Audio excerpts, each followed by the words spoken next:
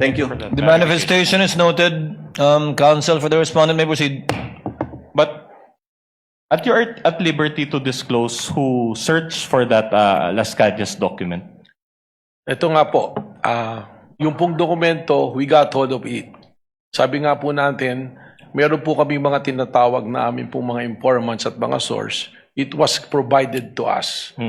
Nung ibinigay po sa amin to, hindi naman po ibig sabihin ay amin kaagad itong paniniwalaan. At tama po kayo. That's okay. I can ask subsequent questions regarding to that. So actually, my question is, after you had obtained this document, did you subpoena Las Cañas to verify the contents of those documents? Hindi po, sapagkat he is nowhere to be found. That's enough. So without verification, you decided to believe the contents of the document that you obtained? Again, ibabalik ko po ron sa 5 nating factors. Isinama lamang namin po ito, isa dun sa mga factors na sinasabi po natin, yung pattern of violence na tinatawag.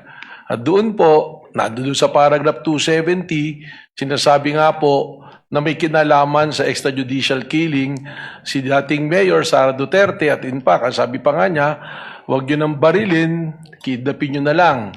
Pero bago po kami dumating doon sa punto na gamitin yun, tingnan na po namin yan. Alright. Sorry to interrupt you. So the short answer to my question is yes.